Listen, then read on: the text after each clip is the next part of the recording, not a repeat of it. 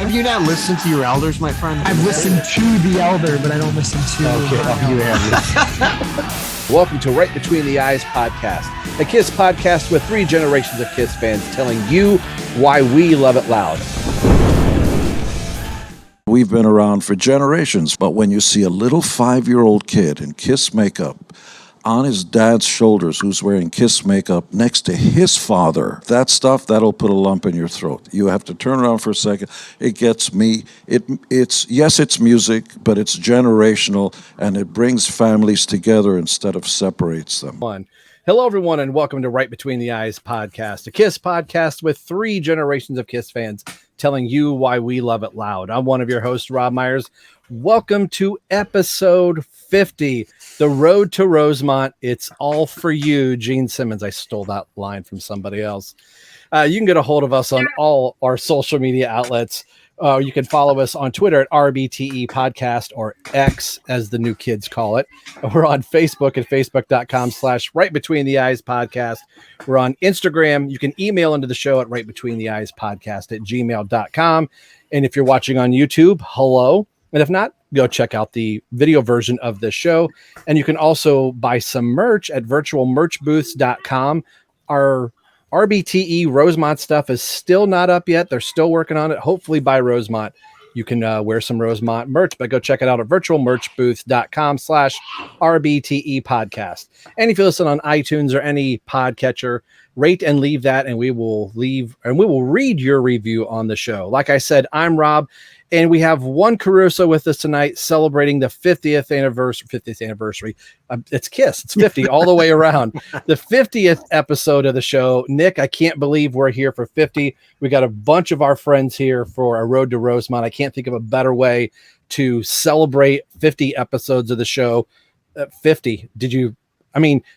We both have shows that have, surpassed 50, but doing this, it kind of feels extra special that we're celebrating 50 on KISS's 50th, anniversary. So what are your thoughts on hitting the big 50? Completely. And it's great to celebrate tonight with the friends and the community. And to be honest with you, like, it doesn't feel like 50. I don't know. I feel like there's still so much to do yet, so much to talk about. And in the words of the Star Child, I might know if my son was there, we're just getting started. I just hope the people aren't tired yet. Animals on the floor. Let me hear you roar. I almost sounded like since Xander was the first to roar. Xander from KISS Army Things, thanks for joining us on episode 50, Road to Rosemont 4. How are you doing this evening, sir? I'm doing great. I didn't mention this in the lobby, but I'll say it here. So right before we jumped in here, my KISS headphones broke. My big headphones, the ones I usually wear. Yeah. I don't know why, what happened, but they just kind of snapped. And so I had to real quickly pull something together. And so I'm using these KISS headphones. I don't know if it'll focus in. Okay. But, some really janky KISS headphones Very from around cool. 2011. But yeah, so they're the Vinnie Vincent model, right? They're something like that for sure. I actually, when I bought them, I wanted to use them, so I opened them up, and then I actually put them in, listened to it, and they were crap. So I put them back in the box, or back in the case, and super glued it so I could seal it shut. Years later, I thought, whatever, I'll just open them back up and use them. So here I am tonight using them. So yeah, that's out of the way. We're here. I'm doing great. Thank you guys so much for having me on, and congrats on episode 50. This is awesome. Thanks. Thank you for having me. We'll keep down on the bottom row of the screen. Emily, thank you for joining with us on the Road to Rosemont as you have. What do you got going on tonight? What's up?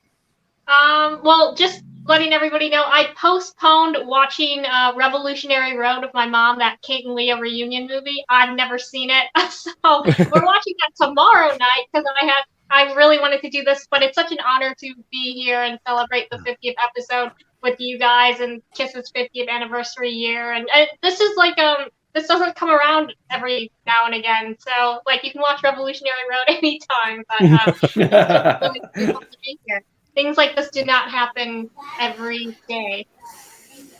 All right. And last but not least, Brant, how are you doing from In My Head? Gene Simmons written song, by the way. Oh, yeah.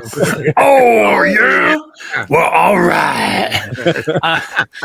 Me and Gene's just hanging out here, in the KISS corner tonight. Wednesday night, And man, I couldn't be imagining a better thing to do than just hanging out with you guys and talking Kiss, talking about Gene, talking about our favorite demon.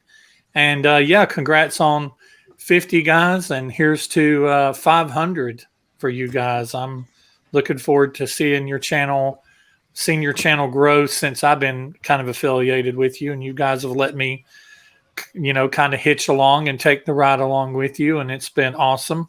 I remember the very first time I heard you guys, and I'm like, this is cool. And so I started basically binging you guys, driving back and forth during my 3-hour road trips I have to take a couple times a month, and got all the way up through your episodes a couple months ago. And I'm looking forward to many, many more in the future, and looking forward to meeting you guys in person and give you a hug and a big old sloppy kiss in about 3 months now. It's 3 crazy. months. Wow. Isn't that It's crazy? close. It's coming. It's getting close. This is the going to be the late September episode. This is pairing off of our previous episode that Nico and I did, reviewing the 1978 Gene Simmons album over my shoulder over here.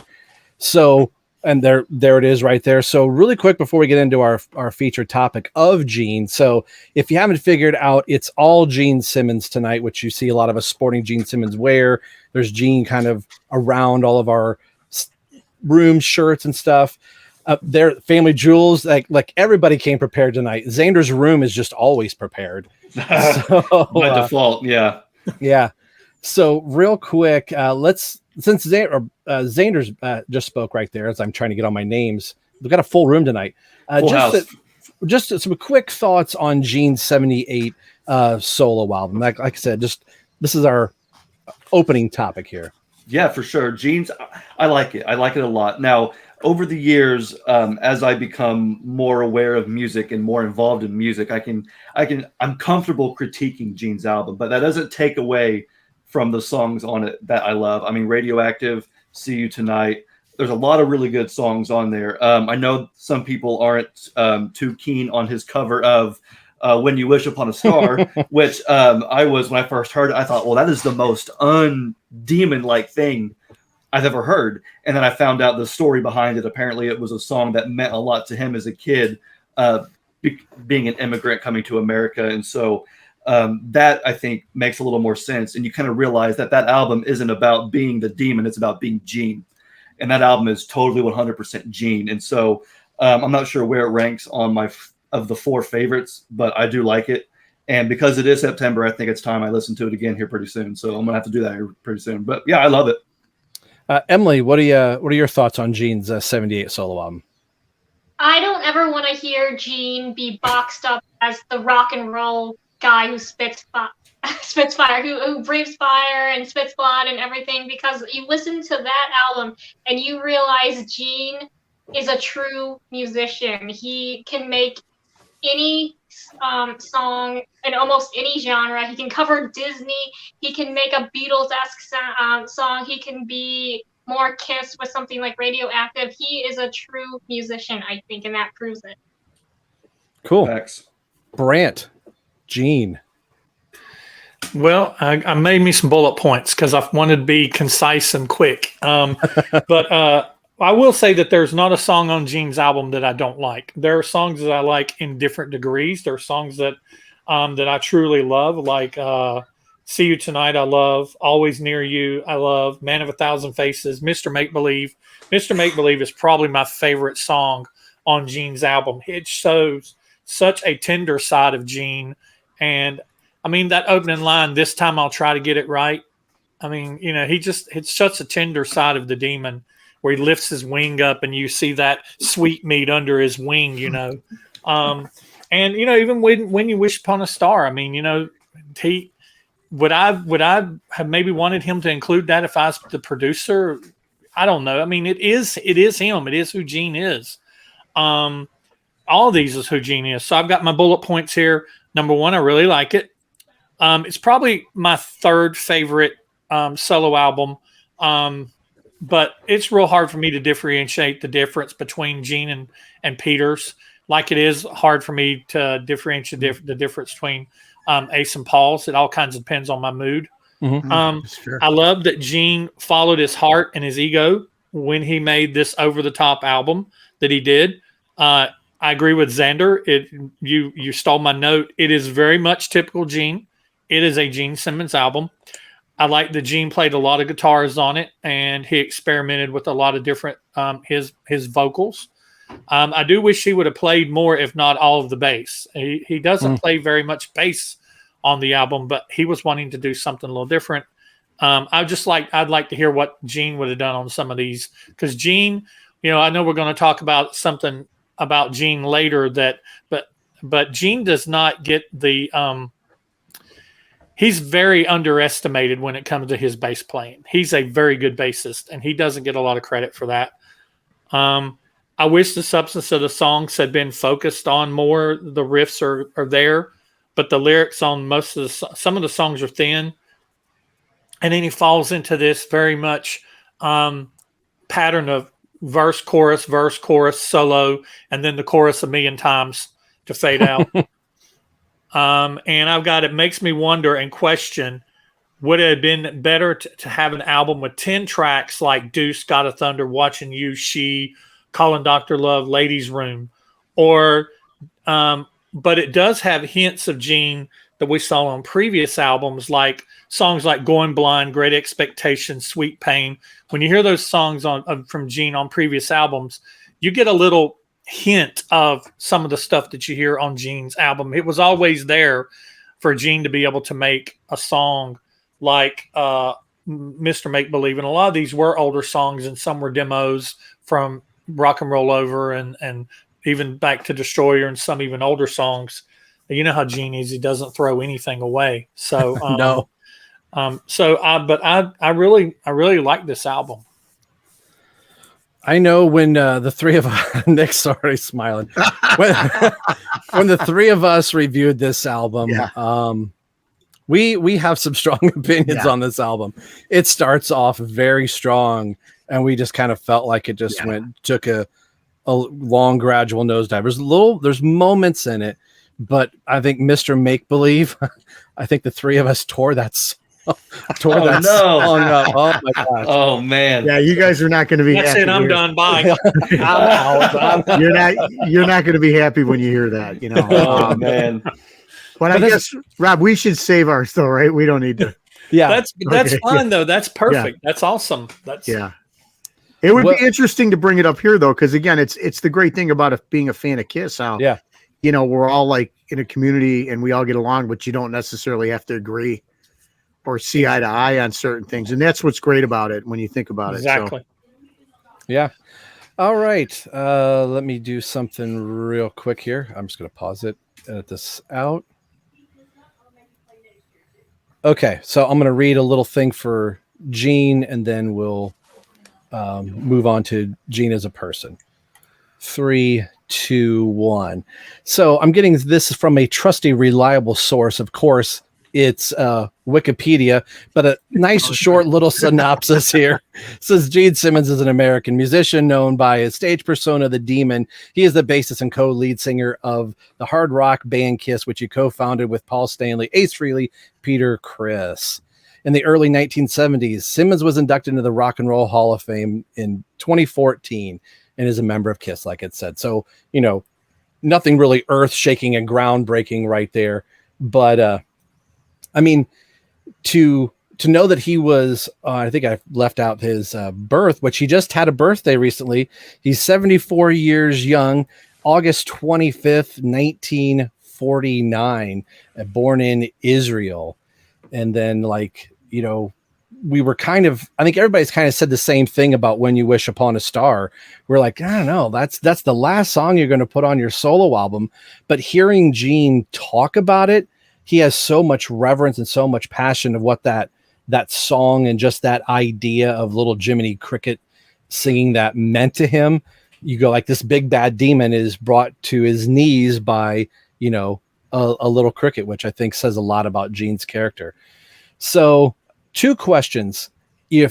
Who is Gene a favorite member of yours in Kiss? And what is something that you like about Gene? What does he bring to the band?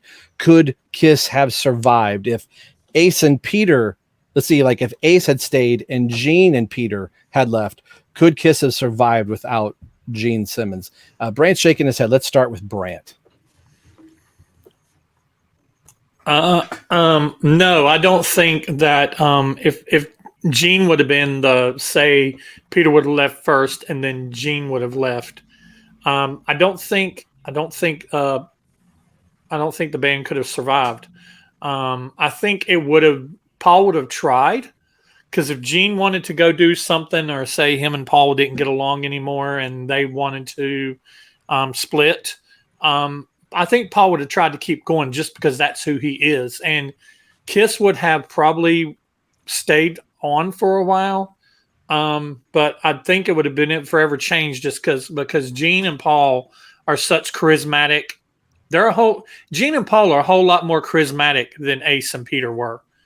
And even though Ace and Peter were fan favorites, especially Ace, that they were so charismatic that if you would have lost either Paul or Gene, it would have severely injured the band, just because they are who they are.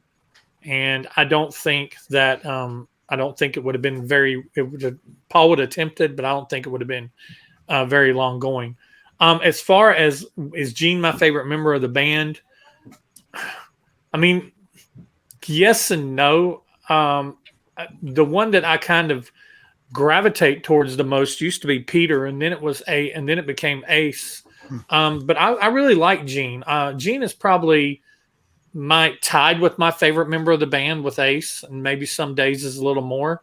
I definitely like Gene more than I like Paul. I think if I had the option to meet either, you got one ticket, you can meet. Here's the thing: you can meet Paul or Gene. They're in two different rooms. You can only have one ticket to go in one room. Which room would you go in? I'd go in the Gene room. But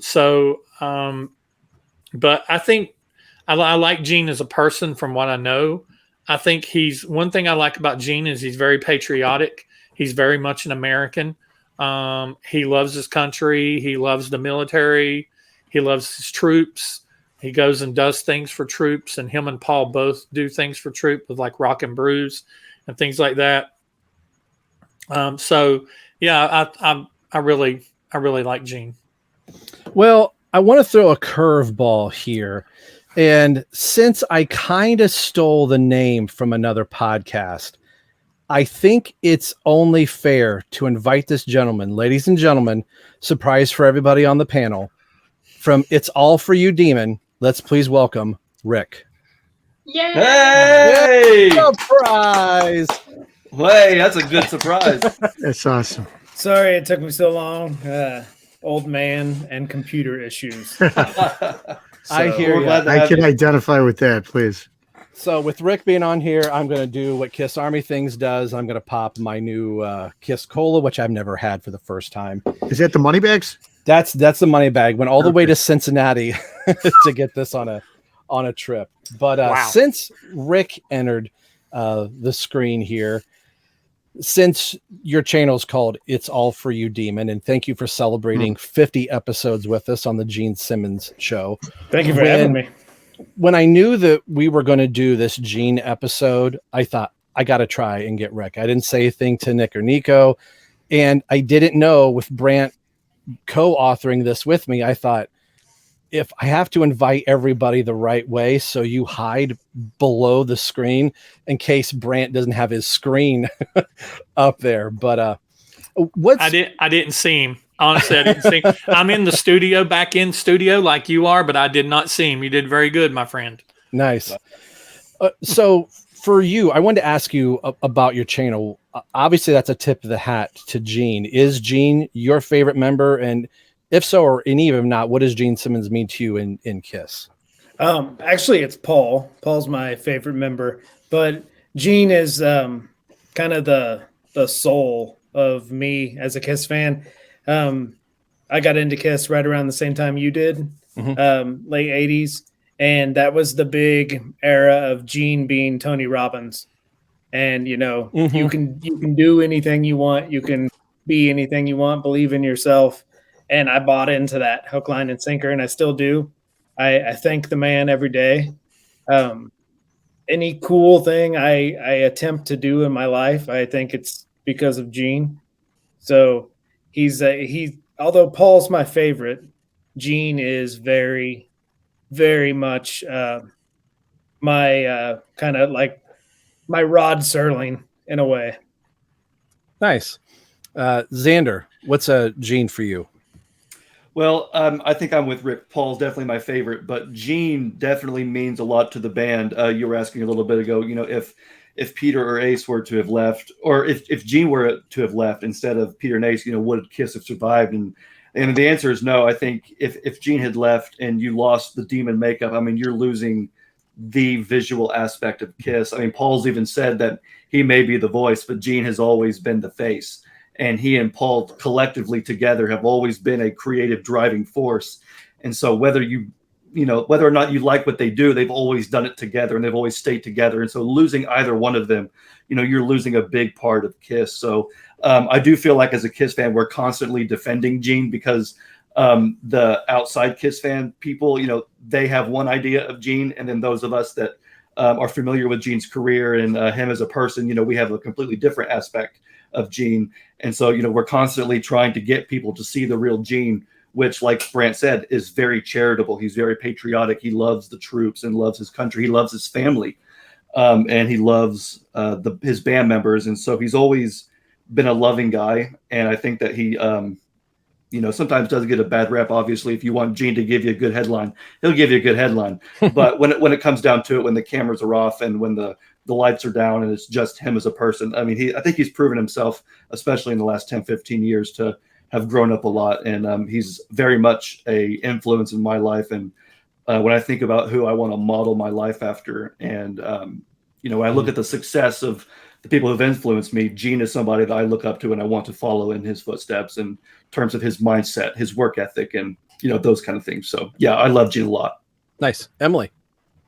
Well, I just want to say I understand Gene on the level that he's a fellow immigrant. I understand why he thinks the way he does about this country and why the troops are important to him, and why he sometimes gets in trouble for saying what he does. Like, he may say insane things, and I don't always agree with what he says, but I understand why he feels the need to say certain things, because if you've lived under a really bad society in a country and you come to this country, you understand the difference. So I've always latched onto that. And when I learned that about Gene, I'm like, wait, he's not from this country either, just like me. And as a toddler, that was a very thing to latch onto. Like, oh, look, people, they can be whoever they want to be in this country.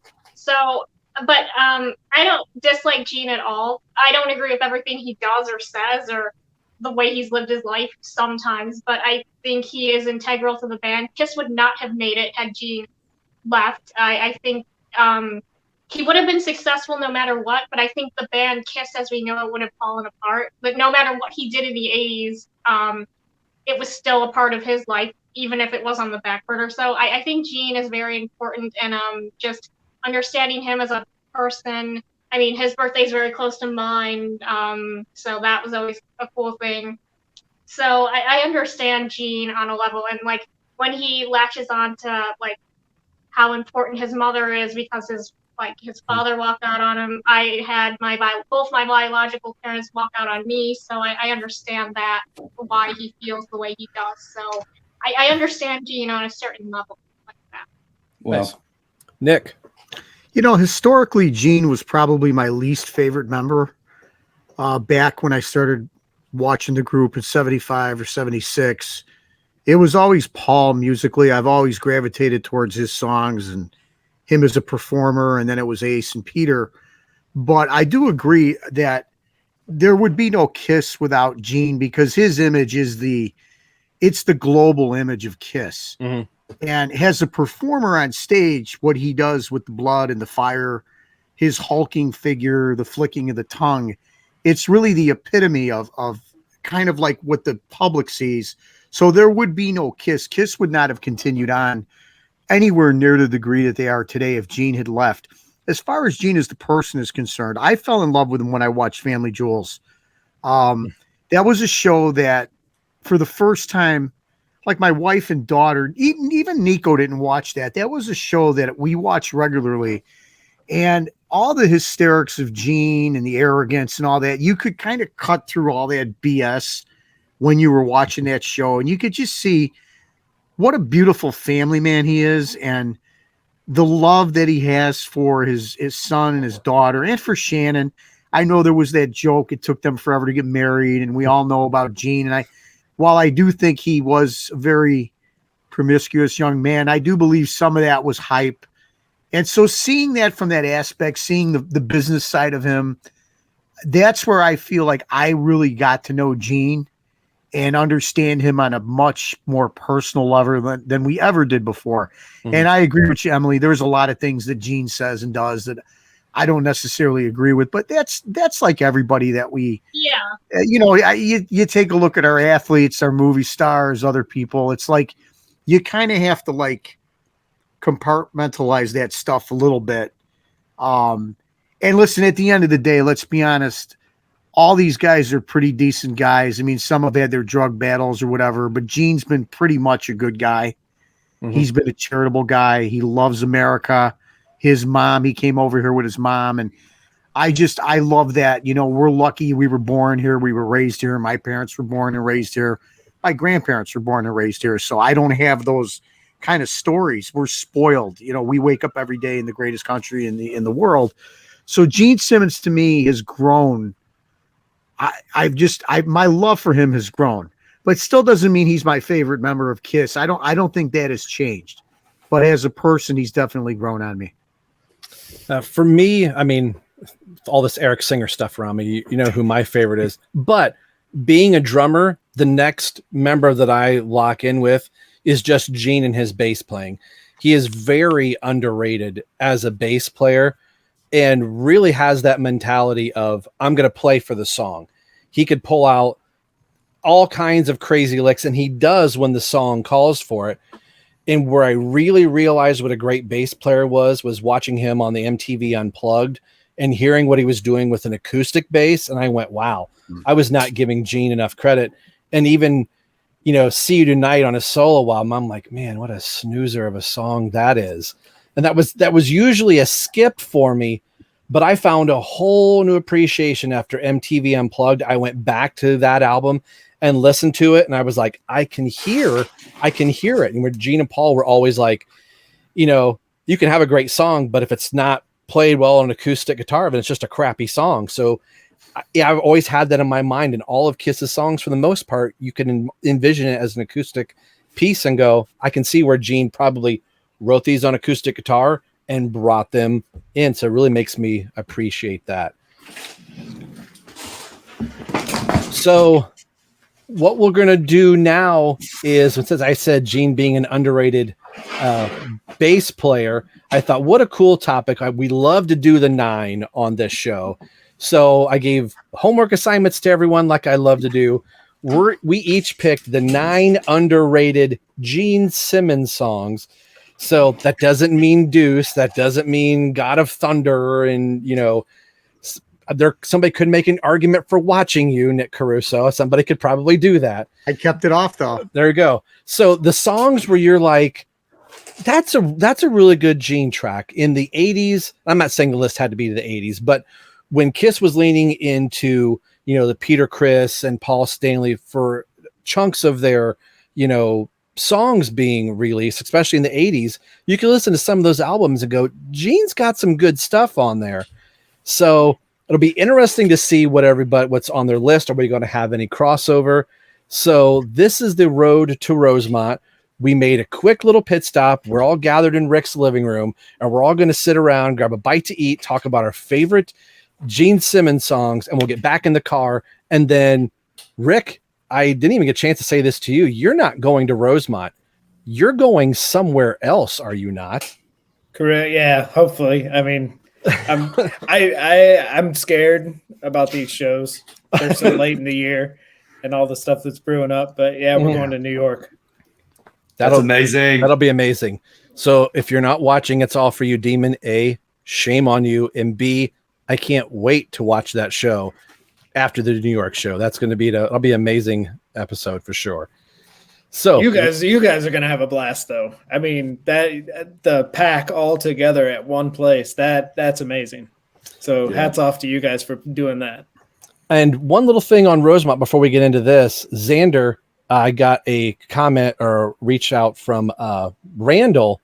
He is also going to try to make it to Rosemont. So we're gonna add somebody else that has fit into this whole crazy pie. So you're right. It's going to be a pack of us, at Rosemont.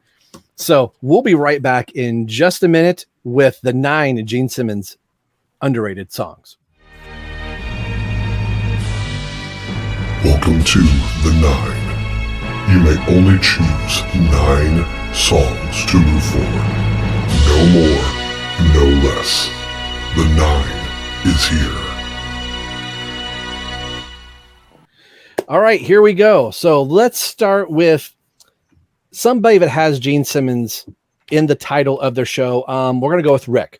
What is the first song on your list that is an underrated Gene track in your opinion? I said She. I know that's probably not underrated, but to me it's not a song that like my mom would know as a Gene Simmons song. I think the opening line of She is perfect Gene. It's just there to a T, just Gene Simmons, the demon. That opening line is just perfect. There's 4 versions of this song. We get a Wicked Lester version, Dressed to Kill, Alive, and Double Platinum. Double Platinum being the best, in my opinion. And it's the perfect fall Halloween song that's not God of Thunder. That is awesome. I love that. Xander, what is your first on Gene? I actually brought a list of 13 songs. So hopefully if somebody has an extra one or one that I chose, I'll try and keep it fresh. But the first one on my list is actually We Are One. And I like what Emily said a little bit ago in the episode. She said she doesn't like when Gene gets put in that box of just the demon because he's so much more than that as a songwriter and a musician. And this is one of the songs that I think perfectly encapsulates that. I was really impressed with how well it sounded on the Kiss Cruise. And it's one that when I listen to Psycho Circus, the album, it's one that sometimes I want to hear just the upbeat songs, the fast-paced songs, Psycho Circus and I Pledge Allegiance, Raise Your Glasses. But I almost want to skip We Are One, but I just can't because of how good it is. And it feels like one that maybe could have been on his solo album or a Gene Simmons solo album, but it made it to a Kiss album. And I don't think it's really one that you think of when you think of like iconic Gene songs. But like I said, it's one of those that you just can't skip it because it's so good. It's so pure. And especially when I think about, if they were to play it live nowadays, which is impossible, but I'm just thinking about like in my fantasy of fantasies, we're all in Rosemont and they play We Are One and we're looking around at not only each other, but the crowd. And it's like, this is the last time. And this is like, it's a real moment. And so, I'm being a little sentimental about it, but I love the song because that's what it brings out in me. And the lyrics I think are really special. I think we can all agree on that. So my first song is We Are One. That's great. And if Paul Stanley could just get out of his way, and if Gene said we need to do this song, I think it would go over well. I really think it would. Emily, what's your first song on your list? Okay, I also chose a song from Psycho Circus, as I was mentioning earlier. Its 25th anniversary on September 22nd, and I chose Within because I remember hearing this song on release day. Like, I was 2 years old. I went with my mom to whatever store. She was wearing a Psycho Circus t-shirt. We got home, she made lunch, and we listened to this song. Rick, I was telling the other guys that I was coloring in a Disney princess coloring book when I heard Within for the first time ever.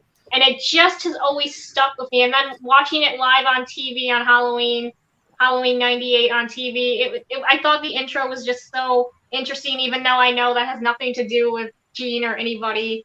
Like, he didn't play that or anything, but I love his vocals and I like the lyrics, and I've always thought it was a very interesting song, so I did Within. Nick, What's your first, buddy? Well, we're gonna have our first repeater here because I also chose "We Are One," Nice. which is an absolutely beautiful song. I remember getting Psycho Circus the day it came out, obviously knowing the title track and then playing it, and anxious to hear the Gene songs on the album, and was really just like floored by the song, how beautiful it was, and it really. I'll tell you what, I mean, the message of the song is wonderful, everything. And I'm like you, I just couldn't believe like that they didn't try to do a couple more of those songs in concert. They were so hot at that time coming off the reunion tour. And I think had they just delved a little deeper in that, I don't know if the guys probably couldn't play it. Maybe Ace couldn't play it. It wouldn't have sounded good live, Peter and all that. But there was a bunch of songs on that album that I thought could have maybe helped them a little bit and maybe made the shows, because really the shows started to go downhill. I saw like 5 or 6 shows on that tour, and you could always feel it changing and kind of going through the motions a little bit with the same old. But man, We Are One is a beautiful song, and it's one of those things where I can almost kind of visualize them playing it too. Somewhere like in the middle of the set, maybe 6th or 7th after they're rocking hard for a while, but it wasn't meant to me, but it's a favorite song of mine. I never skip it. It's a song that nobody, unless you're a Kiss fan, nobody knows that song. Yeah. I don't see anybody coming up to me and going, "Hey, did you hear that song We Are One by Kiss?" You know, not going to happen. Brant, you're one. Well, I kind of was, going in I jumped around on different albums. I ended up with a list of 20 to pull from. Wow. But so I kind of went the Xander route. I was just like, hey, that's unappreciated. That's unappreciated. But since we were kind of talking about the solo album first, this is actually the very first one on my list, and I'll probably jump around to other ones, depending on if somebody repeats or something. But I kind of feel bad now, but and I guess it really truly is my first number one underrated Gene song is Mr. Make Believe. I'm sorry. Apparently by some of the people on the screen. So that's great. The episode you have not heard yet at the time of this recording. So yeah, Mr. Make Believe for me. I think it's just one of those songs that everybody always points at When You Wish Upon a Star, with being, oh wow, Gene put that kind of song on his album. But nah, Mr. Make Believe. I mean, Gene's basically saying with Man of a Thousand Faces and Mr. Make Believe, Gene's basically pulling back the curtain and saying, "Hey, this is the real me. I'm playing a persona.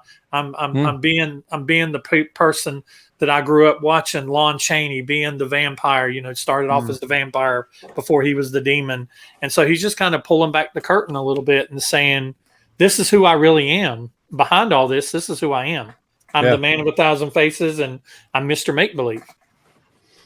Brant, come here. All right, I got to let these two take over the show. Apparently, the three of us don't know what the heck we're talking about. That was so beautiful. Well, I know they say hate's a bad word. I don't want to say I hate the song, but my number one comes off Carnival of Souls, and it's Hate. That was the second song I heard from Carnival of Souls. I went into the Kiss Expo in '96 after the reunion tour to meet Eric Singer for the first time. And I had heard rumblings of there being the bootleg that was out there. So I didn't know it was Rain at the time. And somebody said, "Hey, play Hate." And hearing that crunchy guitar opening and the backwards stuff, which we found out was little Billy Corgan from Smashing Pumpkins, and going, what is that? It just seemed like it was Unholy on steroids and acid, where I felt like Unholy was here and Gene just ramped it up. And I felt like that was the first album where Gene went, "Okay, Paul, step aside. You've taken care of the ship for a while. This is my album." So we haven't reviewed the album yet, but I had to start my list with Hate. Rick, down to you for number 2. No, I chose Watching You. I know maybe I shouldn't have chose that, but I just feel that song, at least in my circle of people I talk to a lot, no one appreciates Watching You. It's such a groovy song, and it's so dirty, and just that dirty groove. And then you take the Alive 3 version.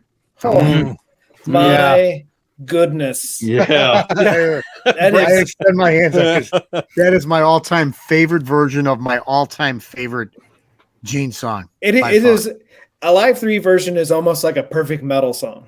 Yep. Yes. Yeah. Can't hate a song inspired by Hitchcock. I mean, come Nope. on, Rear Window. That's the It's yeah. song. Yeah.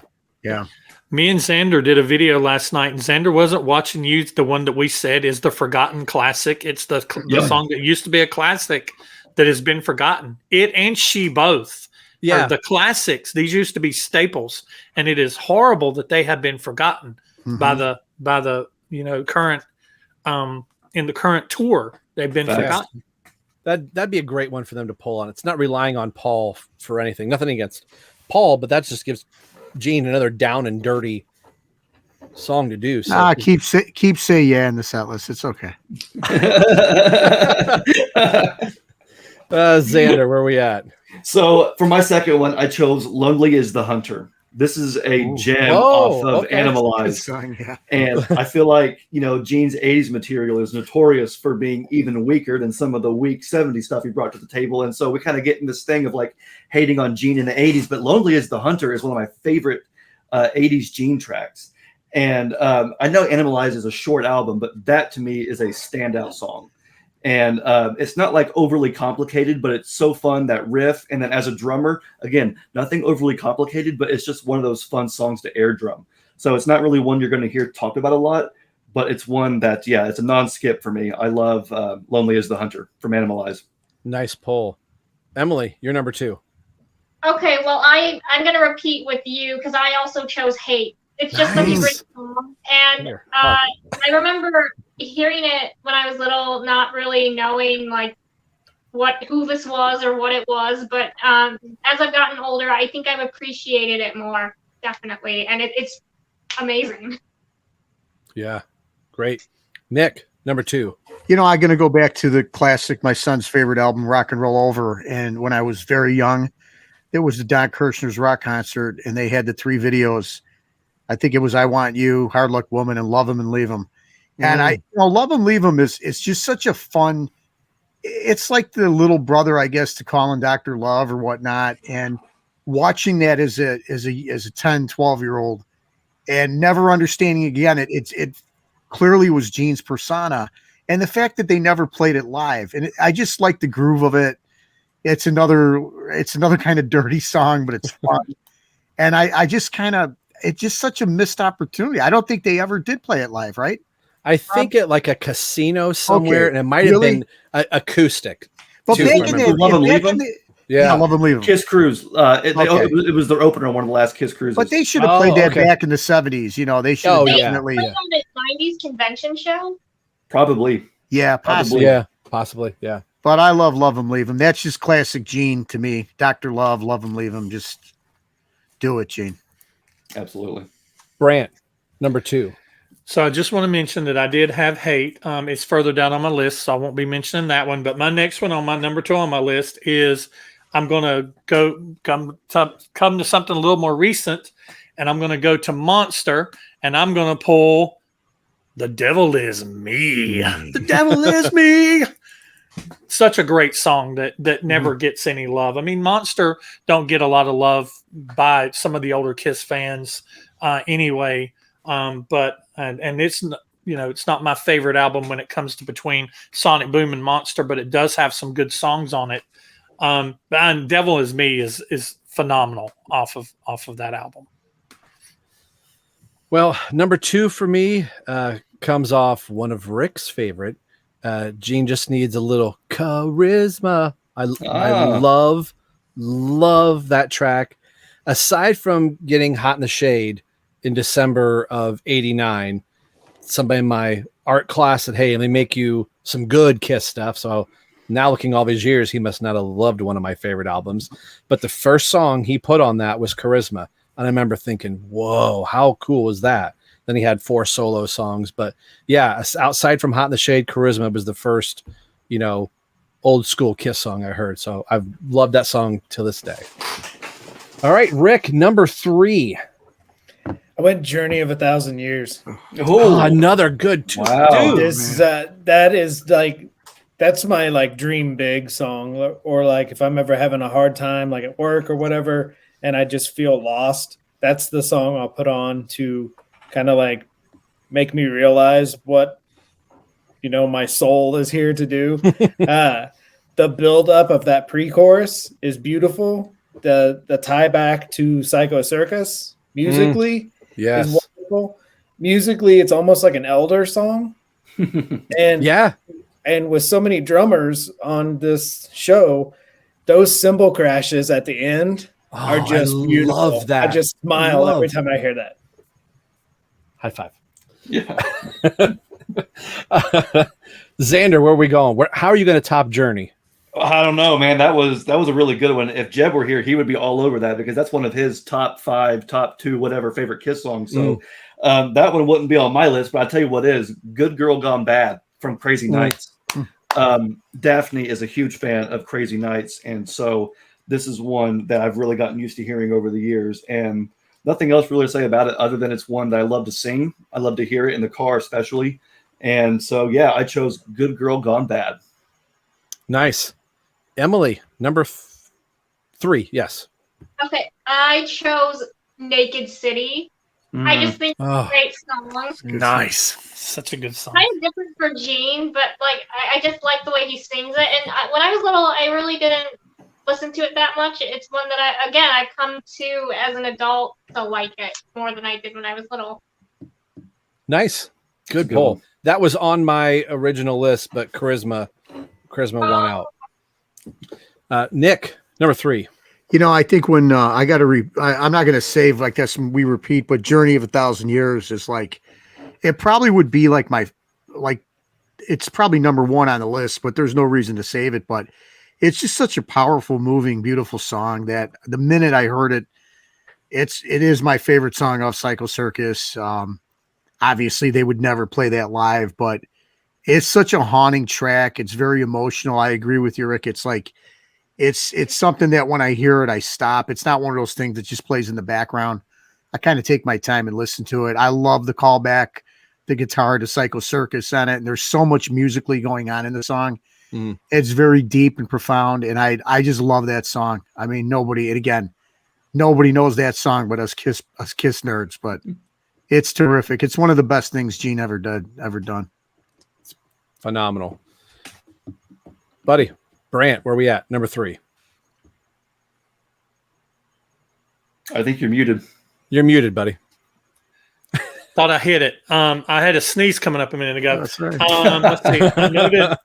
I noted that I did have Journey of 100,000 Years on mine, but I'm going to. It's funny that you mentioned the Elder because the next one on mine comes from the Elder, Under the Rose. Good too. Yes, which is our Rosemont song.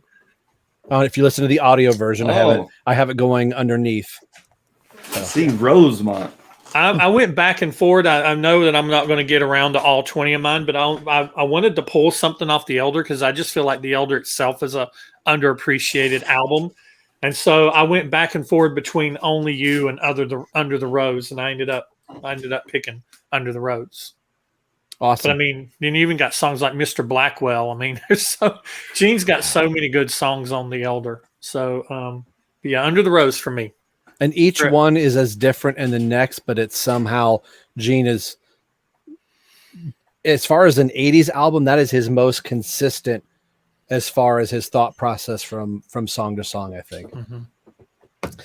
A song that was a staple in the 80s that was played in every single 80s show from 1983 all the way up till a Hot in the Shade tour that almost literally became his second Deuce, I think.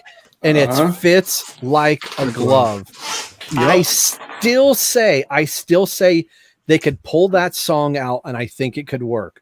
Because Paul always has this thing when they go into Tears Are Falling. Some of you weren't born in 1985. I'm like, if I wasn't born in 1985, I'm sure heck wasn't born in 1975 to know, Rock and Roll All Night. But that was just a song you could bank. If Kiss was playing somewhere and Gene was only going to get 3 songs, Fits Like a Glove was there. And then just kind of like what you said, Rick, about Watching You, it just kind of went away into the Kiss ether and it became this forgotten song that, Gene might pull out every now and then in his solo band, but I still think that song would rip today. And it's like the journey of 100,000 years is just kind of like, well, they're probably not going to play Fits Like a Glove, but I think that fits the bill.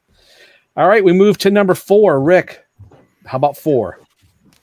Everyone gives Crazy Nights the grief, so I chose Thief in the Night. I just think that's a beautiful song. Gene is singing, not growling. It's far less metal than Wendy O. Williams' version, but it's like the perfect spring night driving song. It's just Exactly. there's something about it that just soothes my soul. Great pull. Xander, number 4. I'm going to quickly comment on something Rick just said because it's funny because I recently, in one of our episodes, I had spotlit Wendy O. Williams' album because I just got it. And I heard her version of Thief in the Night for the first time driving in the middle of the night in the summertime. So you said it's a springtime, nighttime song. I was having that same experience for the first time, but in the summer. So I totally agree with you. And Thief in the Night is fantastic. And I'm actually going to continue on with the Crazy Nights. Last time I said Good Girl Gone Bad.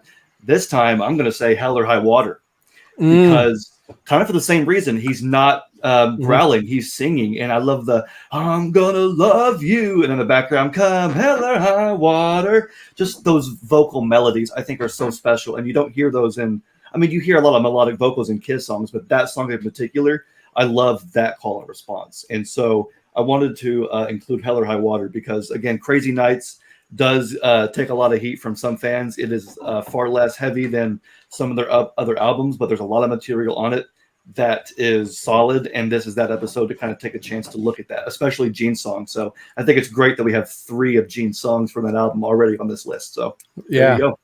And my favorite line, I think we said it when we reviewed the album, that bridge, I'm going to love you, hold you, rap that. His whole phrasing on that is like, man, and we said it on that episode, for Gene coming in and going, I'm only going to write 4 songs for this album.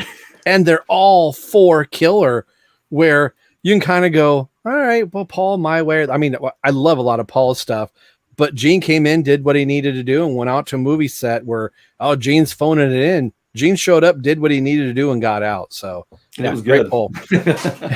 Emily, number 4. Okay, I think I'm gonna match you again because I chose Charisma. But let me say, as a child, I could not stand this song. I thought it was dumb. I thought it dragged. I thought it was so stupid. But now that I think about it, Gene wondering what makes him so awesome, that's a very Gene thing. And it's a hard thing to pull off. Like, oh, this is an egotistical song. But he makes it work. He knows how to make it work. Those lyrics and the subject. So I think it's brilliant, actually. That's great. Love it. I'm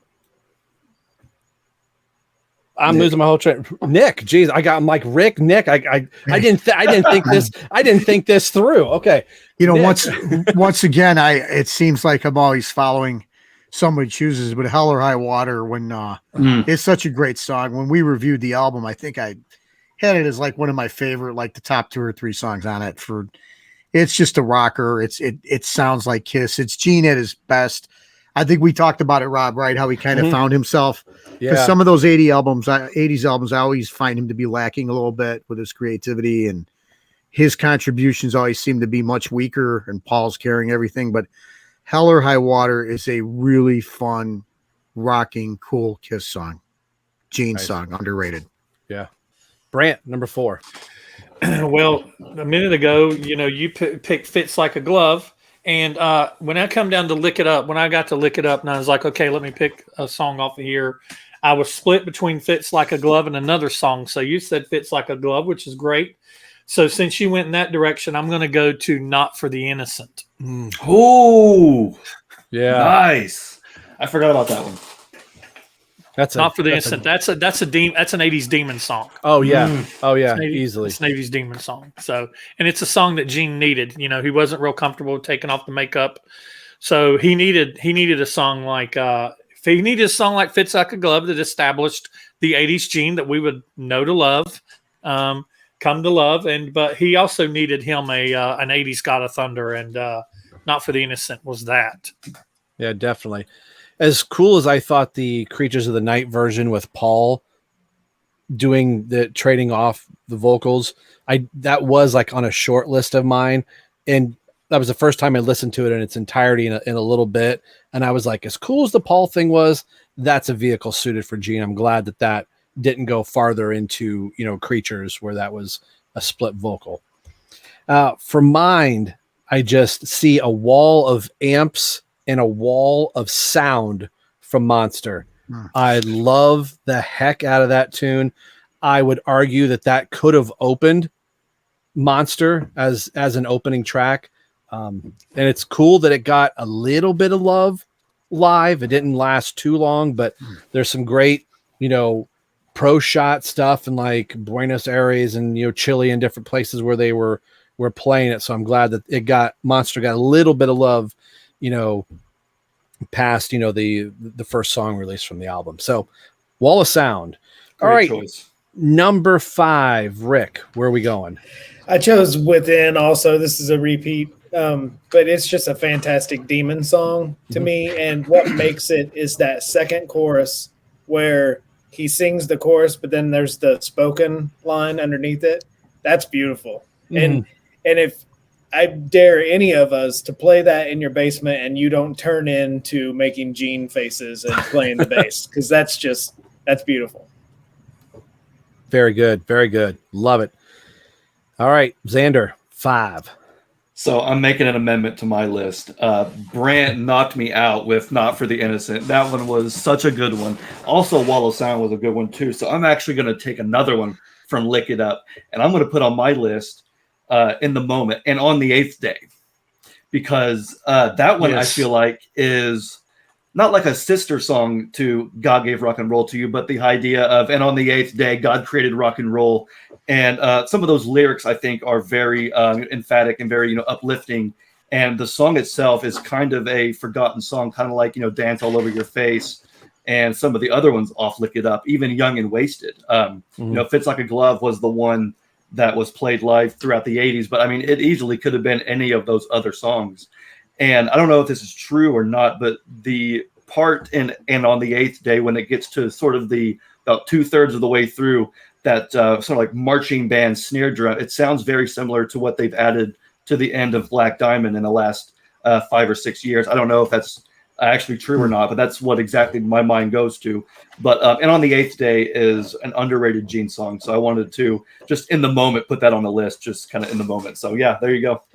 And peeling off of that, am I correct in saying when Vinny left, did that not get reworked into The Boys Are Gonna Rock? Isn't there a little bit of The Boys Are Gonna Rock in the eighth day? It's possible. I have no idea. I'm not well versed on Vinny's music, but it very well could be. Okay. Emily, where are we going for 5? Okay, I chose a song from Revenge, but it's not Domino. Even though I love Domino, and my reasoning for not choosing Domino is because Domino to me is not a deep cut. It's just always been with me in my life as a normality. So I dug a little deeper from Revenge, and I chose Spit. Because I just love that song. It's great. Yes. Good song. I wish they would have done it on Unplugged as well, because they did a segment of it. They played it a little bit, but they should have played it full out. I think that would have been marvelous. And that goes back to my comment of what a great bass player that Gene is, and him just doing the opening notes for that, going, that's all bass, that's all Gene, and it shines through. I agree, that would have been been cool to see him play that song in full. Great pick. All right, Nick, where are we going for 5? Well, we're getting close to Halloween, and this song was part of our Halloween list, and I got reintroduced into it from Love Gun, Almost Human. Again, another really cool Gene song. I remember as a kid, it was almost scary to me, but it was all part of that fantasy, like you talk about with Lon Chaney and The Man of 1,000 Faces, and Gene and Universal Monsters and comic books and all that. And it's just, I've since a year ago, Rob, when we did that show, it's been on every playlist that I have. Just classic Gene song for me. Good pick. That's a good and one. I was thinking about it, like, oh, September's getting close there. I got to pull off that Halloween list we made. Good stuff. Brant, 5. So my next one, Emily went to Revenge and she chose Spit. That was one of mine that I was considering. I also considered a couple other songs off of Revenge, and I've got 2 more. So I think I'm going to make a choice between either Thou Shalt Not and Paralyzed, and I'm going to choose Paralyzed. Good poll. I love Paralyzed. Paralyzed is a Gene song you never hear anybody talk about. And every time I hear your edit thing that you do, that opening, I know where that's from. I love when I edit it, that's the edit in, and then the edit out is it just reversed in the opposite direction. Yeah, I love that. And I love, and talk about the bass and the drums, I love Eric and Gene's playing throughout that song. It is so syncopated and right on the money. Probably before the days of really efficient click tracks and stuff like that, I don't think those two needed it, because they if Nico was here, he'd probably say that song slaps. It's a good one. All right. Mine, it's no secret. I think the song is kind of cruel, from 1985's Asylum, Secretly Cruel. It's in that era with a sleek and polished kind of Kiss, and Gene has the line of like, he looked like he was Joan Crawford in Mommy Dearest clothes, but it's such a cool song. And for the longest time, I was always going to Tears Are Falling or, Who Wants to Be Lonely or All Night. And I remember letting the record play. I think I was making a pizza or something like that. And this song started, and I was trying to I'm going to move the needle on that song. And I realized, I'll cut the pizza. And I just kept hearing the cowbell in the song, and I'm going, that's pretty cool. And the thing that got me was Gene going, "Ow, that look in her eyes," that part, the "Come Here, Babe," and you make it quick. I thought, that's pretty cool. And since that point, it's been one of my favorite songs off that album. So Secretly Cruel. All right, number 6. We're coming down towards the wire here. Rick, set us off for the back half of this list with 6. Somewhere Between Heaven and Hell. Oh, yes. When I was 15, I put the intro to that song on my mom's answering machine. She had to have hated me for doing that, because people had to sit through. Great. They had to sit through that. That's so Rick. I just loved that song, and I don't know, there was just something about that song, because Hot in the Shade kind of peters out a little bit towards the end, and then that song just whooped me in. So good. Good stuff. I love it. I love that part. I remember when a buddy of mine got his first electric guitar, I was like, "You can make that whook sound." He's like, "What are you talking about?" And I played, he goes, because I was thinking it was the jack. He's like, "It's not the jack, it's the guitar." I was like, "Oh, well, you could still do it." Xander, where are we going for 6? You guys are killing me. Everybody has tonight some really great tracks. My list of 13 is getting smaller and smaller, but so I'm bringing out the big guns. You ready?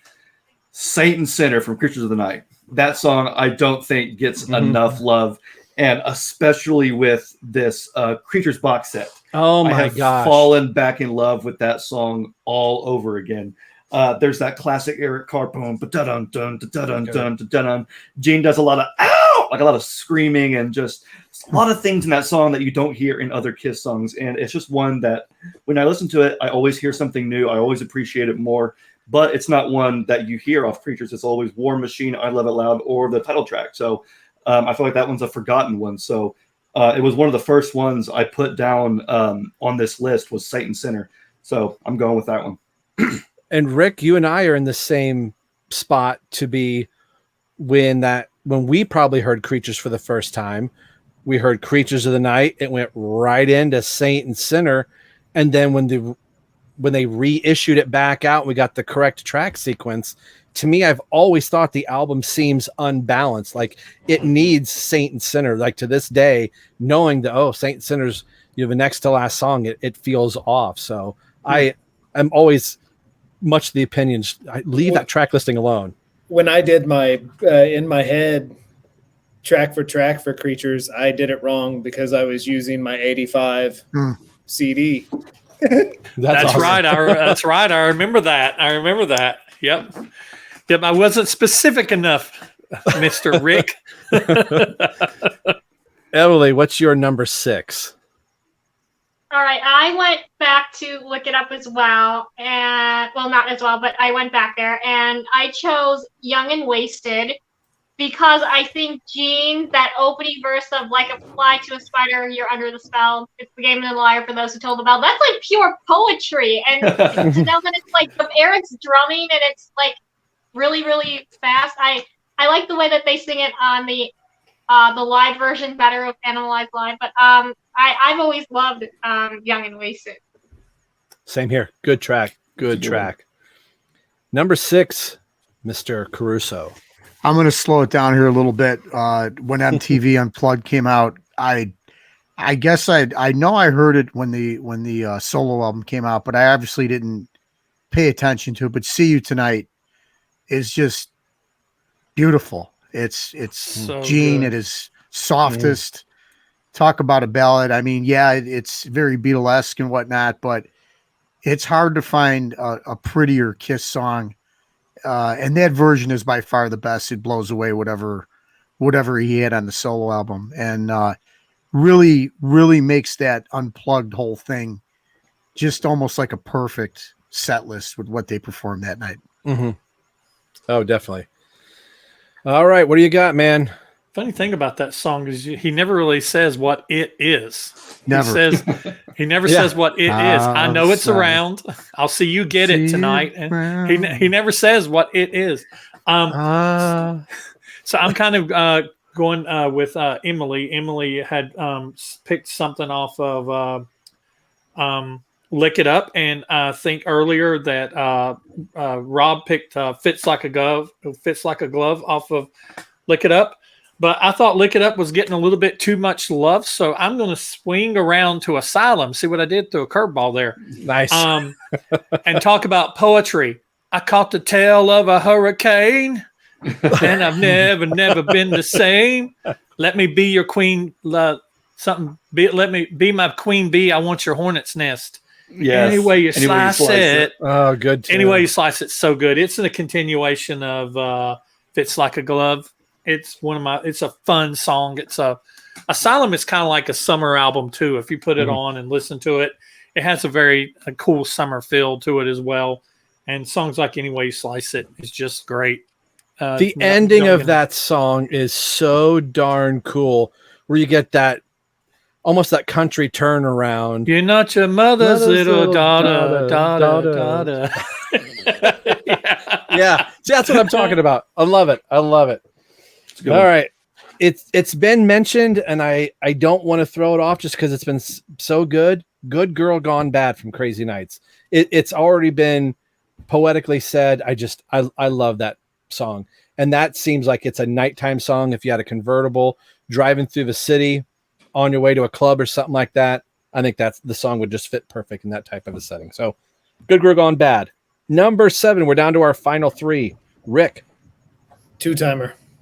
Ooh. To me, this is very early New York City Kiss. And Gene still kind of he wasn't really playing the vampire demon yet. He was still doing that 50s kind of rock and roll thing and kind of his Beatlesque. And it's just one of those tracks that I've always gone to. Love it. Great. Xander, number 7. I think somebody earlier, I think Rick chose something off Harder Than Hell. I'm going to go with one also from Harder Than Hell. I think you chose Watching You. I'm going to go with All the Way. I love All the Way. I don't know what about it, that simplistic riff, the cowbell. I just love that song. The album Harder Than Hell was one of the first album CDs that I bought with my own money. I bought it at the Kiss Expo in 2009. And Mr. Speed was actually playing that night, and they were celebrating the 35th anniversary of Harder Than Hell by playing the whole album. And so I actually got to hear both Mainline and All the Way live for the first time because Mr. Speed played it.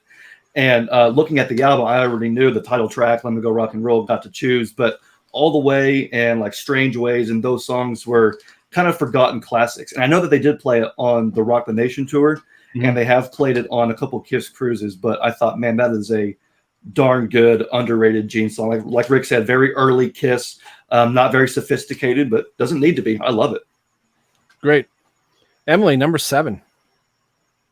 I chose another song off of Carnival of Souls. I chose Childhood End. It was on my list. I just thought it was a fascinating concept. And hearing that song as a child for the first time, the thought that, oh, one day my childhood will end, like, just even though it's not really, like, they talk about, like, they don't really address that subject matter, but the fact that that phrase alone, it just kind of stuck with me and it never has left. So I've always found that fascinating. And I know, like, Gene's own son is singing in the chorus that you were always my friend since childhood, and in the fade out, I know Nick is in that. So I always thought that was fascinating that he got his own kid to play on that song. So I just like the concept of it. Always liked it. Cool. Wow. All right, Mr. Crusoe, 7. We're going to take the masks off and say She's So European. Just a fun, again, it just keeping with Love Gene, it. like he's dark and mysterious, and then he does these like fun poppy kind of songs. And I always liked it when that album came out. I particularly probably like that album a little bit more than most people do. And I know it is very good. Very, it's not a real hard album, if you will. I mean, but at the end of the day, it's a cool tune, and I think he performed it right at the that little event that he did in Vegas. Yeah, that would be cool. I would wish you'd put something live out. And when he was playing with his band a little bit, he did some great set lists. But She's So European, typical Gene, fun, good tune. All right, number 7, Brant. Stole that one from me, so I'm going to let you have it there, Mr. Crusoe. I was like, you saw me putting my phone out and marking it off. I did not. I'm going to go to hits. Believe it or not, I'm going to go to not Smash and Thrash and Hits, but Hot in the Shade. The longest song title ever existed, but I love the song "The Street Giveth and the Street Taketh Away." Love that song. I think it's amazing. I need some Brant.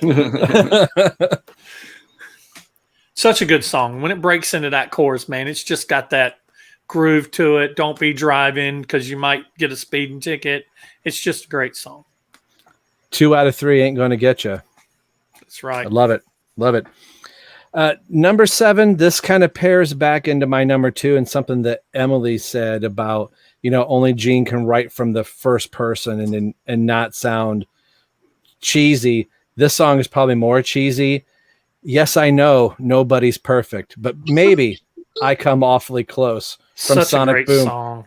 I don't know what it. Part of me being a true Kiss fan would say you do not like that song, and I go, my 80s Kiss fan goes, yes, I do. It's the cowbell. It's the cowbell. It's just the cowbell. Just the fourness that Gene has in that song, where like anybody else, you're like, okay, but with Gene, you're like, all right. I love everything about that song. I was toying between that one and Russian Roulette because I love the aggressiveness. Those songs couldn't be polar opposites of each other, but in the confines of that album, I think it just kind of works. But you really feel Gene, and yes, I know. So I had to pull that one. It's a very Gene title of a song. Like, yeah. Think about it, and you could just picture him saying that in his regular dialogue, like everyday dialogue. Yeah. Being interviewed by somebody on CNN. Nobody's perfect, but I come awfully close. All right, Rick, number 8. We're down to the final 2. The Ocho. The Ocho. This one's bold move. Come on, Cotton. Yeah, that's right. Bold move, Cotton. We'll see how it plays out. This one's been mentioned before. This one's been mentioned before, but Naked City. This was to me, this was Gene's first noir song. Like, While the City Sleeps, Naked City. He kind of did that 50s black and white detective movie feel to it, and just the bass work. The bass work in this song. Tell me you don't air bass to Naked City. Oh, it's so good. And yes, I do. Xander, how do you compete with that? Two Naked Cities. Come on. Well, he went 1980. I'm going to go 81 and say Mr. Blackwell from The Elder. This one I have always loved. Yeah, exactly. Double high five on that one. I love Mr. Blackwell. Again, it's got some great bass. I love the in between the phrases. He'll go like, won't, won't, won't, won't. don't like you now and probably never will. But that little bass, those little bass things he does in between, wah, wah, wah, wah. I just thought that was so interesting. And then, of course, it takes like 28 seconds or something like that for the song to kick in, because it's just like this little, bass notes creeping in, and you keep turning it up, and then all of a sudden, I never said I was more than I am. And it's just like, yes, I love that. You can keep that going on repeat all day long. Again, it's very simplistic, but musically, it just, I don't know, it just hits something for me. So I love Mr. Blackwell. That's my number 8. Nice. Emily, you're number 8. Okay, I chose something from Hit the 78. I went with Man of a Thousand Faces because Gene, he talks about putting out any face. And I think in life, like, I have very various interests that are so like left field. Like, I love Kiss, but then I love like the British royalty, and then I watch all these classic movies, and then I'm really into the Beach Boys.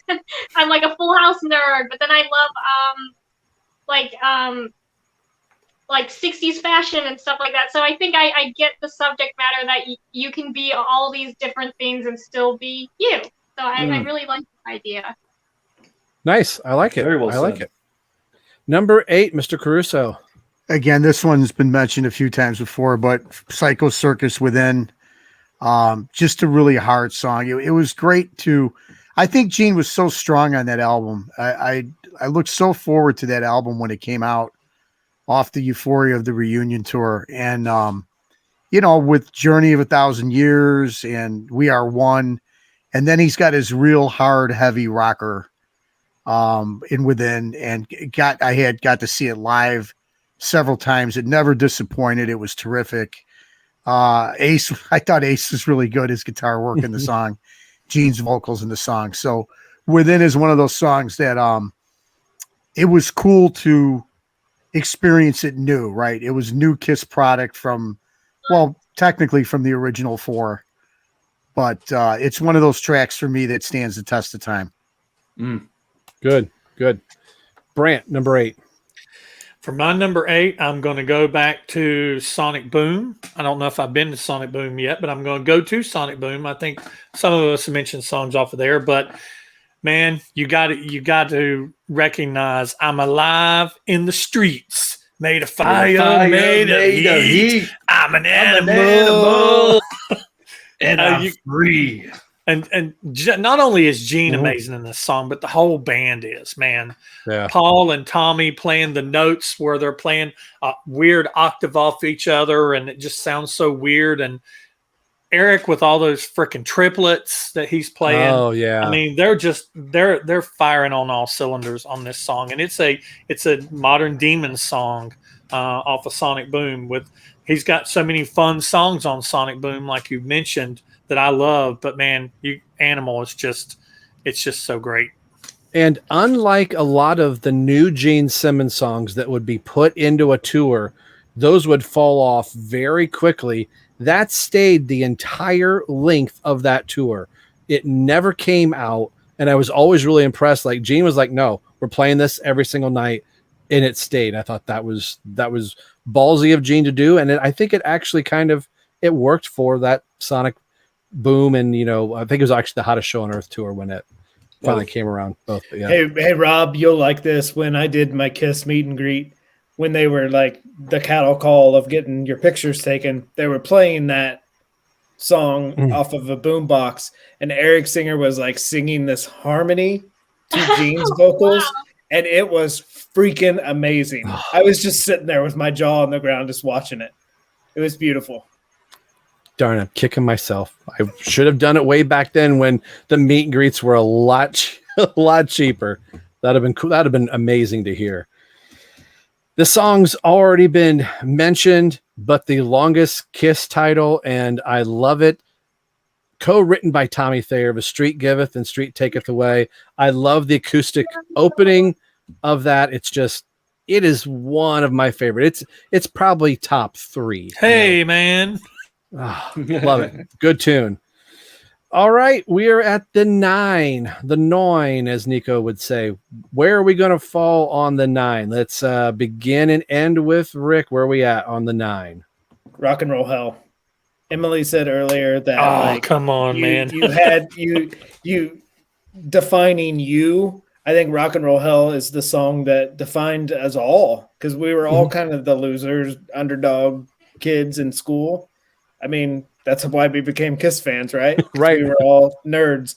And Rock and Roll Hell was the song you went to like, I'm not like the jocks at school. I'm something better, you know, and Rock and Roll Hell is that song.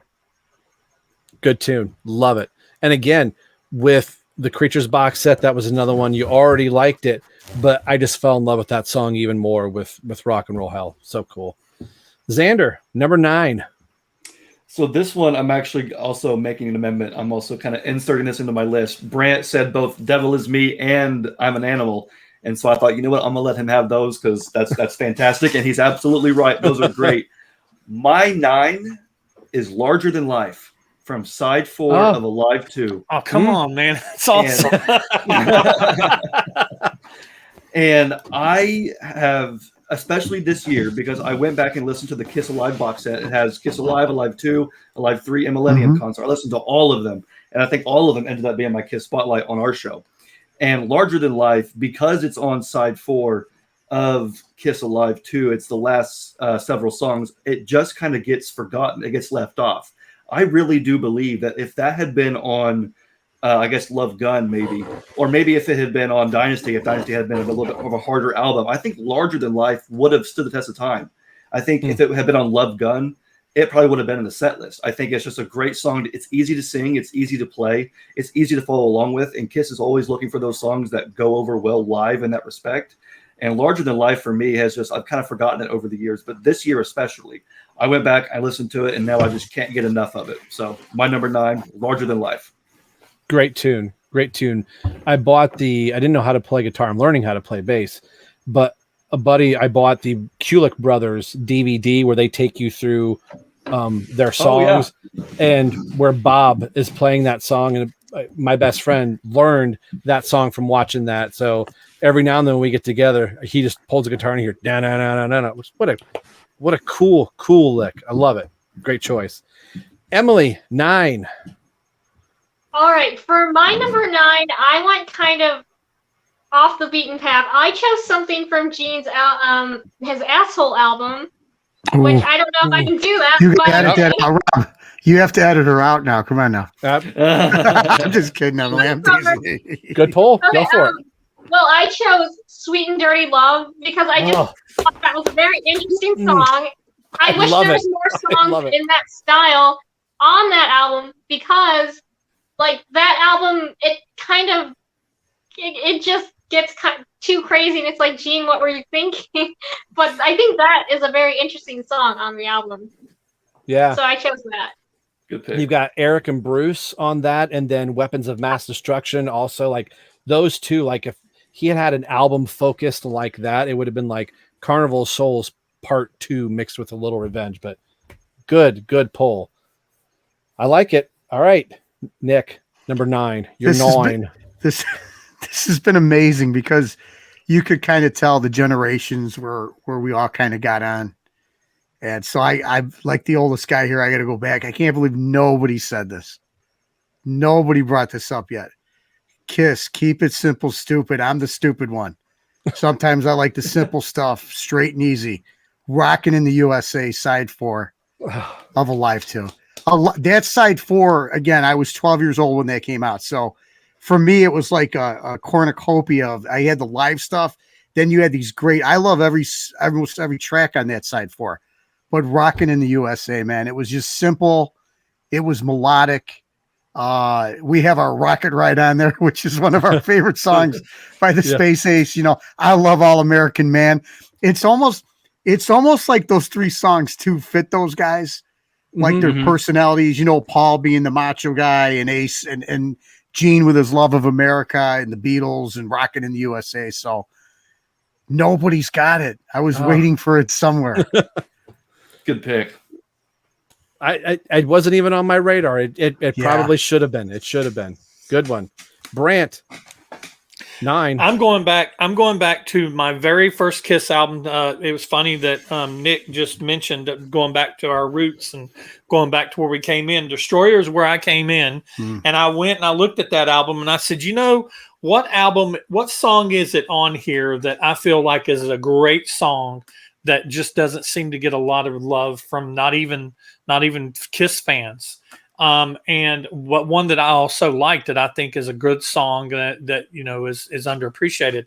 So my number 9 is off of Destroyer, Sweet Pain. I knew you were going to say that. Good choice. I knew you were going to say that. That's awesome. That's awesome. Can I confess something real quick? Yeah. It took an embarrassing long time for me to realize what that song was about. And Pain has got its reasons. I was mowing my lawn. Let's put it that way. I was mowing my lawn and I stopped and thought, oh, I think I get it now, because I was always just caught up in that sick drum beat and Gene's vocals and that production. But yeah, it took me a while to realize what that song was about. That's funny. I was very old before I realized what Rock and Roll Over meant. Oh yeah, for sure. I was yeah. like, oh. Actually, I saw it as a subtitle on a porno box. And I was like, there you go. Yeah, when you're a kid, especially, just certain things go in one ear and out the other. Yeah. Unholy was probably the first Kiss song I ever heard. I never knew what the word unholy meant. If you said unholy, I thought, oh, you listen to Kiss too? That's just the way it is. Yeah. Well, it's already been said, and I was sitting here trying to think of something clever, and I was like, I think it's just fitting.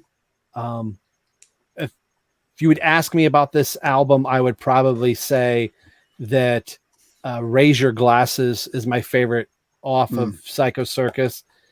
But I think the closer we are getting to our Rosemont show, our New York show, we are one. I mean, all of us are here on this screen, that I think it's fitting for our 50th episode that at least now virtually, I've had a chance to have all of you on the screen, had fallen in love with everybody's channels, where we've got private groups we're talking in, and I'm waiting every day for Kiss Army things, and in my head, and you know, it's all for you, Demon, and started to fall in love with Emily's channel. It's this Kiss love fest, and going, we're all going to be experiencing our last Kiss shows together, or we're going to be talking and watching all of our channels going, oh, what is Xander going to have to say about his last show? What is Rick and Brant? And what are the three of us going to talk about? That I couldn't think of. This was the first song on the list. I thought, okay, my last song is going to be We Are One, just because of the sentimental, sappy reason that it is. But I can't think of a better Gene Simmons song that when it comes down to the heart of it, that's what he's all about. And he's the first one to get choked up in an interview where, you know, it means something to Gene. And Paul has said in the A&E biography that I think it's going to be very hard for Gene when it's all over. So We Are One. It's everything that everybody has already said about the song, but I think this was a fitting way to end the list. And I just wanted to say thank you, all of you, for coming on the show, doing this 50th. Rick for being the surprise, and it was so hard to not want to text everybody like, hey, I got something special worked out. But buddy, your channel, I love your channel. Your fanzine, your newsletter is legendary. I love it. It's something that I look forward to, and it's so funny. The second one that came in the mail, we've got my wife signed up for, you know, get a picture from the post office of what's coming in the mail. And she said, oh, you've got something coming from, you know, blah, blah, blah. You said you're a PO box. I was like, I don't know what that is. She's like, great. Did we get spammed? What's coming to the house? I'm like, I'm racking my brain going, what possibly is that? And I pulled it out and I was like, it's Rick's newsletter. So that is so cool. Bless your hearts, and Xander, thank you for putting it in a sleeve. My God. I have to mail out my story, Rick. I still have to mail you my add-on that you asked in your recent addition to mail in your personal stories. I still have to do that. I'll probably Oh, do okay. that. Cool. Oh yes, I forgot about that. Oh, thank you for reminding me. Yes, I forgot Mental about that. note for everyone. Literally, for real, I forgot about that. Thank you. Rick, Yeah, 'cause Rick, ahead. I dropped mine in the mail today to get Awesome. back issues, and I dropped something in there that when I saw it, I thought of you, and I'm like, I'm gonna send this to, since he's just such an awesome human being, I'm gonna send this to my buddy Rick. Oh man, no need for that, but thank you. And yeah, if you guys have personal stories and you want to send them in, that's what because the last issue this year is going to be December. It's going to be written by you guys.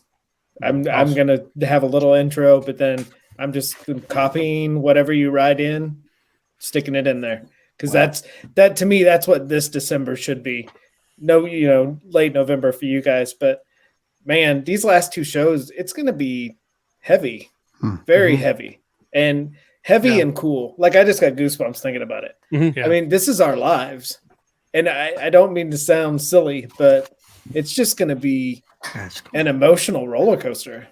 Totally. I think so. I agree. Well, since we're talking about our channels, let's just start with Rick. We'll go right around just like we have for this whole show. Where can people find you? And if they don't know about you, tell them what you're all about. I am, it's goofy and it's silly, but a man and his dogs celebrating the fun of being a Kiss fan.